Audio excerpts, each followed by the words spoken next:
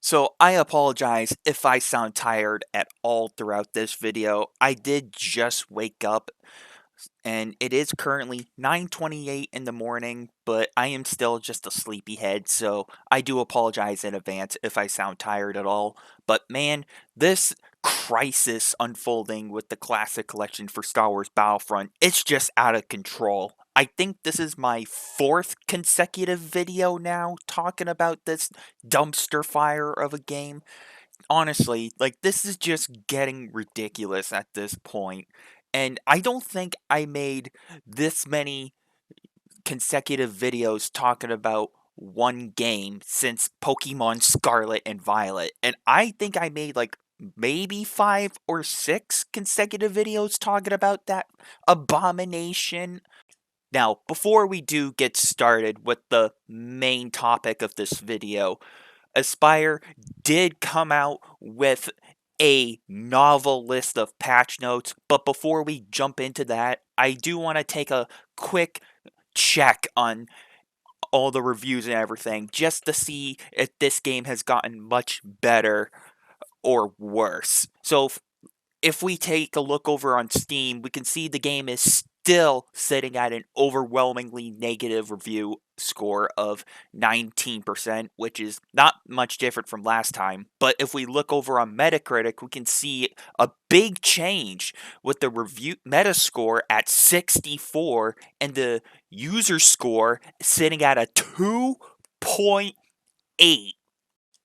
So this is not a really good sign. If anything, this is actually getting even worse for Aspyr and the Star Wars Battlefront Classic Collection. A 2.8 for the user score and a 64 Metacritic score. I can't fathom just how terrible this game has gotten. And I bet there's some people in the PR department offices right now, if not the support offices, just going to themselves like, oh my god, we have created this born mistake of a travesty. What have we done here? You fucked up a legendary title. That's what you have done, Aspyr. And as a matter of fact, this is what I said in my last video. If this is seriously the new direction going forward with the game industry, I would rather have no remakes, no remasters, no re releases, none of that crap, man. And here's another thing I would like to point out for this entire thing. I kind of find it scummy how Aspyr still has not yet really apologized for their mishandling of this entire game. Like, that's not going to do it much different. Usually, when a game comes out, at least game developers would actually try to apologize. And yes, I did say try to, because every time when a game gets released, it always comes out as a complete disaster, and game companies try to say, oh, yeah, we released a broken product, so we're sorry, but we're gonna fix it. Aspyr didn't even do that. They didn't even apologize. Now, someone in the comment section, please correct me if I'm wrong here. But as far as I'm aware, and last time I checked, Aspyr still has not yet genuinely apologized for their mishandling of this game. Something tells me they have that EA mentality or Activision mentality kicking in. But anyway, I digress. So let's get into the patch notes for this video. Now, before I do pull up the list, I do want to say this right now. Feel free to pause the video at any time. It is quite a big list, but I do want to try to go over the important stuff for this list of patches. If you want to read the patch notes for yourself, I will leave a link in the description down below so you can see the patch notes and read them for yourself. So, this list of patch notes comes from aspyrsupport.com. I am going to read it to you folks, and then we're going to talk about these patches as we go. Now, keep this in mind. I want to try to highlight the important parts of this game.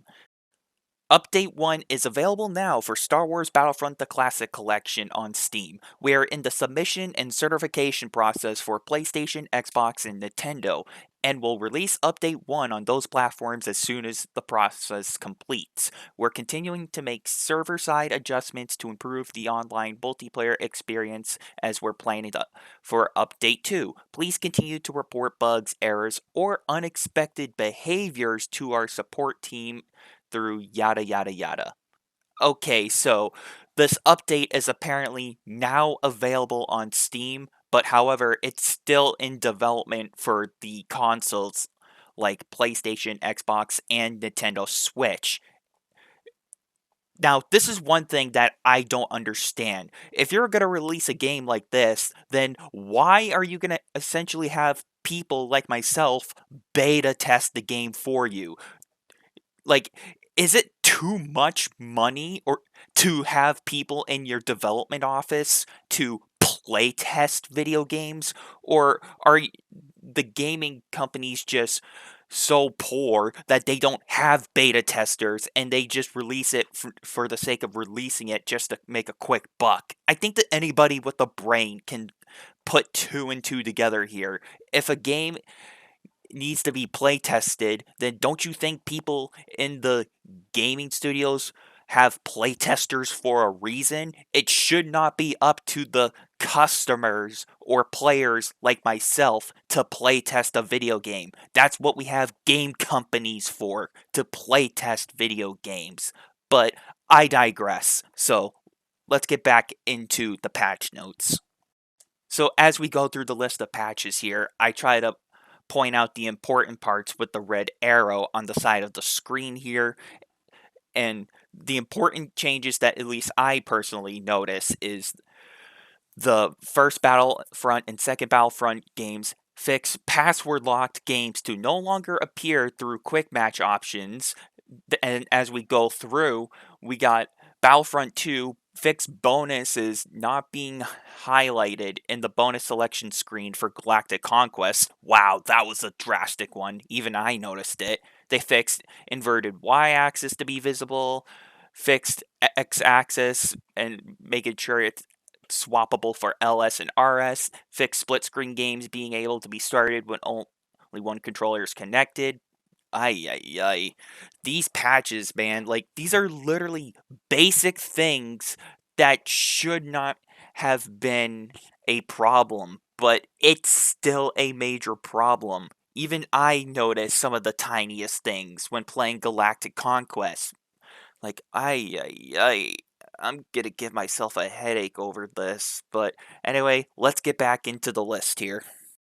So as we continue through the list of patches here, I try to highlight more of the important things with the red arrows. And as we continue through, they fixed an issue where the zoom and scope crosshair image would not appropriately fit widescreen displays. That one I kind of noticed, but let's continue. They fixed texture issues on Utapau's map, especially on the one of the command posts. They fixed an issue on Camino's map where the lighting and bloom visual effects were not displaying properly. They fixed an issue on Endor's map for Battlefront 2 where there was a tree clipping through one of the middle of the walkways.